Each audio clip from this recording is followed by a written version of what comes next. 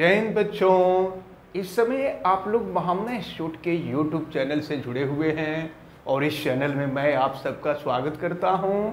आज हम लोग class 9th mathematics Hindi medium NCERT book के चैप्टर 6 रेखाएं एवं कोण यानी लाइंस एंड एंगल्स के प्रश्नावली 6.3 के क्वेश्चन नंबर 6 यानी लास्ट क्वेश्चन को देखने जा रहे हैं। और ये क्वेश्चन बहुत ही महत्वपूर्ण है, ये हमेशा एग्जाम में पूछा गया है, इसको हमें अच्छी तरह से देखना होगा। देखते हैं, बुक खोलिए आप सब लोग और बुक में देखें क्वेश्चन क्या दिया हुआ है। आकृति 6.44, बोर्ड पर जो आकृति आप देख रहे हैं यही आकृति 6.44 है। में त्रिभुज PQR, जरा फिगर देखिएगा, त्रिभुज PQR, ये है त्रिभुज PQR। त्रिभुज PQR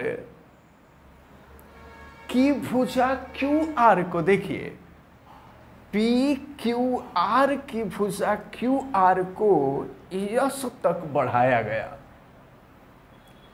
तथा एंगल PQR, ये देखिए एंगल PQR ये है, एंगल PQR और एंगल PRS ये है एंगल PRS।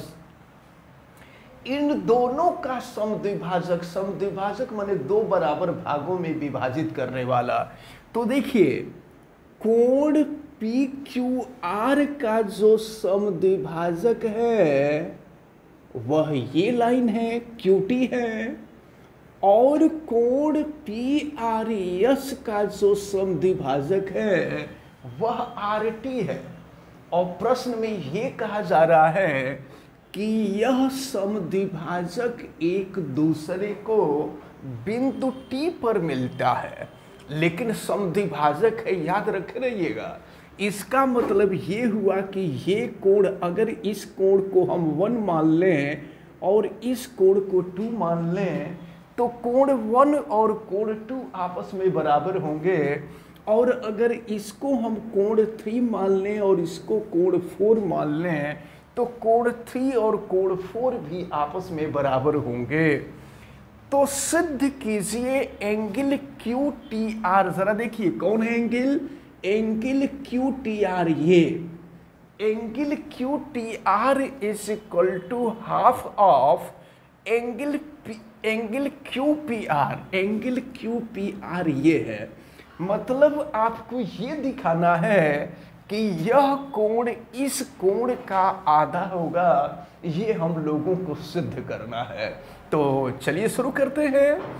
तो हम प्रश्न में दिया हुआ है कि त्रिभुज PQR, और देखिए करते क्या है ना कि इन क्वेश्चंस में जो बात दी गई होती है उसी को हम अपने रूप में लिख देते हैं।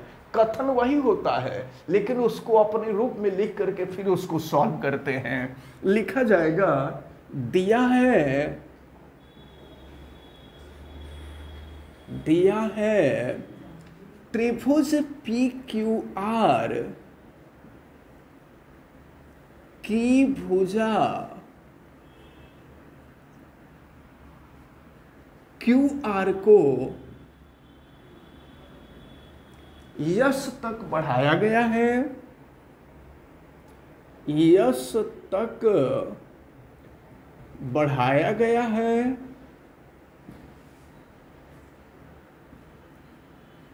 यस तक बढ़ाया गया है तथा कोण PQR एवं कोण PRS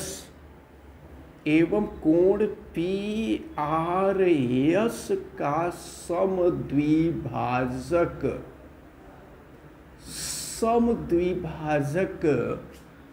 T पर मिलते हैं, T पर मिलते हैं तो सिद्ध करना है।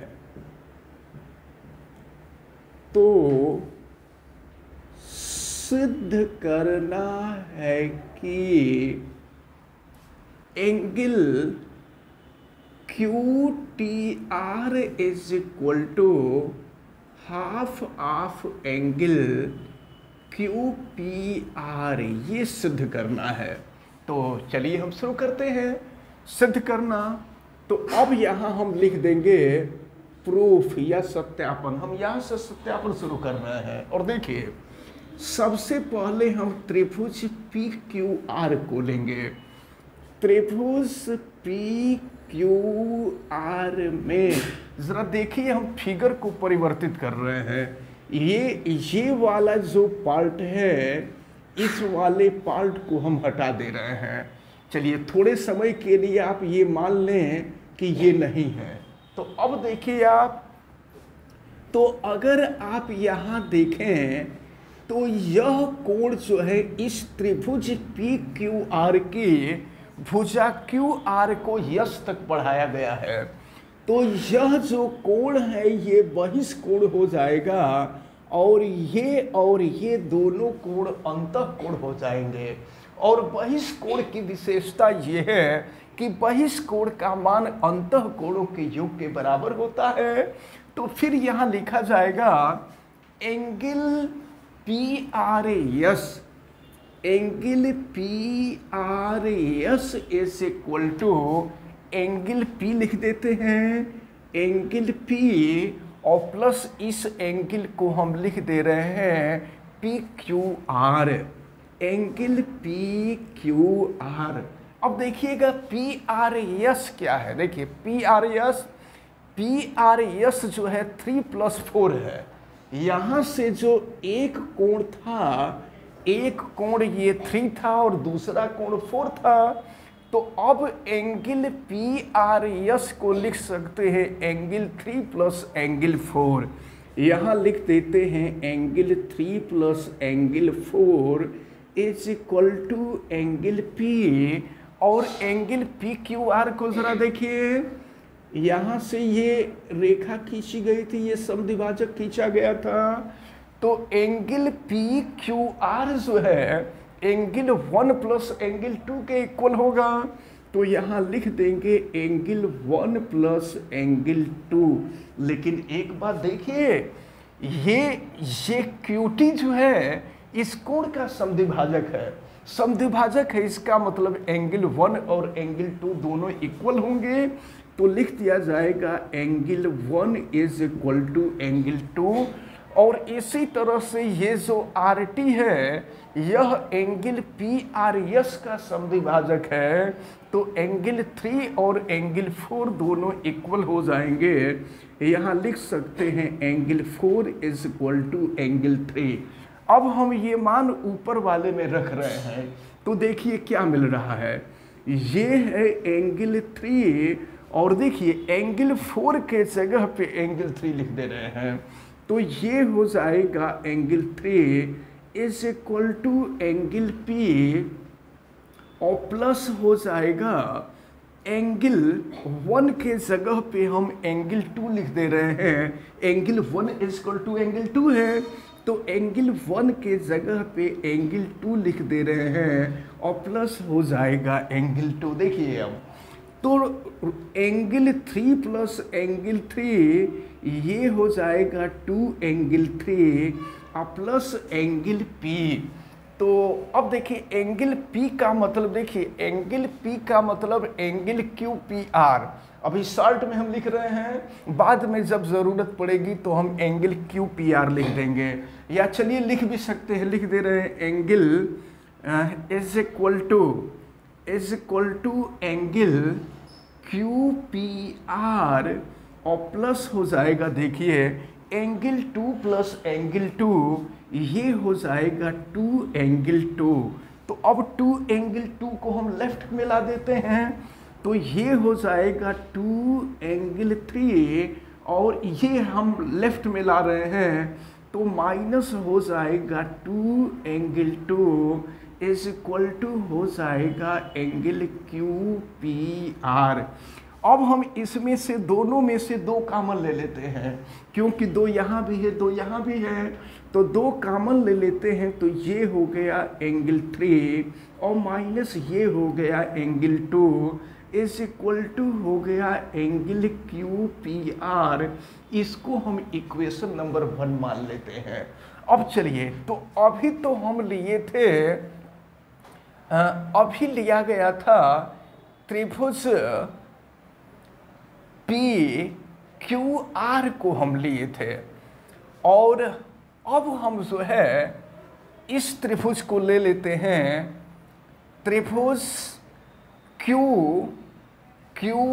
टी आर को ले लेते हैं। इस त्रिभुज को, दूसरे वाले त्रिभुज को ले रहे हैं एंगल क्यू टी आर। पहले बार में एंगल क्यू पी आर लिए थे, अब दूसरी बार में हम ले रहे हैं एंगल क्यू टी, एंगल नहीं ट्रेंगल ले रहे हैं क्यू टी आर। तो अब यहाँ लिखते हैं त्रिभुज क्यू टी आर में, तो जब क्यू टी आर को ले रहे हैं तो देखिए थोड़े समय के लिए हम इसको यहाँ से हटा देते हैं। तो अब देखिए क्या हो जाएगा, हम केवल इस त्रिभुज को देख रहे हैं, तो इस त्रिभुज के लिए अब यह कोण जो होगा ये बहिष्कोण हो जाएगा, ये बहिष्कोण हो जाएगा। तो ये बहिष्कोण होगा, तो ये कोण और ये कोण, दोनों कोण अंतःकोण हो जाएंगे। तो बहिष्कोण का मान अंतःकोणों के योग के बराबर होता है। तो फिर यहाँ लिख दिया जाएगा एंगल, या सीधे यहाँ पर लिख देते हैं एंगल 4। ये एंगल 4 है, तो एंगल 4 इज इक्वल टू, ये अंतःकोण है एंगल 2 और प्लस यह कोण, तो ये कोण है एंगल क्यू टी आर। ये हो गया एंगल क्यू टी आर। अच्छा, आपने देखा है कि एंगल 4 जो है एंगल 3 के इक्वल है, तो हम चाहें तो एंगल 4 के जगह पे एंगल 3 लिख सकते हैं। ये हो गया angle 3 is equal to angle 2 plus angle Q T R. अब एंगल 2 को हम लेफ्ट में ला देते हैं, तो ये हो जाएगा angle 3 minus angle 2 is equal to हो जाएगा एंगल क्यू टी आर। अब देखिए एंगल 3 माइनस एंगल 2 का मान हम रख दे रहे हैं, एंगल 3 माइनस एंगल 2 के जगह पर एंगल क्यू टी आर लिखा जा सकता है। इसको हम इक्वेशन नंबर 2 मान लेते हैं। तो देखिए यहाँ एंगल 3 माइनस एंगल 2 है, और इसके जगह पे हम रख देते हैं एंगल क्यू टी आर। तो ये देखिए 2 लिख देंगे। समीकरण 2 से एंगल 3 माइनस एंगल 2 का मान समीकरण 1 में रखने पर, अब देखिए क्या हो गया 2, और ये हो गया angle Q T R is equal to हो जाएगा एंगल क्यू पी आर। और फिर अगर यहाँ से एंगल क्यू टी आर की वैल्यू निकालेंगे तो 2 बराबर के दूसरे तरफ जाएगा, और ये हो जाएगा आपका 1/2, और ये हो गया एंगल क्यू पी आर। तो यही आप लोगों को सिद्ध करना था। अब angle Q T R is equal to half angle Q P R हो गया। यहाँ लिख देंगे दैट प्रूव्ड। यही हम लोगों को सिद्ध करना था। तो अब ये जो क्वेश्चन नंबर 6 है, ये क्वेश्चन नंबर 6 सॉल्व होता है, और इसके साथ रेखाएं और कोण का ये एक्सरसाइज के साथ साथ ये जो पूरा चैप्टर है, ये पूरा चैप्टर भी समाप्त होता है। अब नेक्स्ट वीडियो में हम लोग अध्याय 7 त्रिभुज को देखेंगे और उसका अध्ययन हम लोग करेंगे।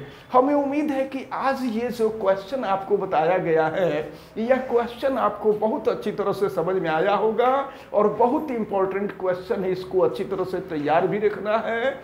आप वीडियो को लाइक ज़रूर करें, और अगर चैनल पे नए हैं तो चैनल को सब्सक्राइब भी करें। आप बेल आइकन को भी प्रेस करें और उसको ऑल पे कर दें, ताकि प्रतिदिन पढ़ने वाली वीडियो की सूचना आपको मिलती रहे।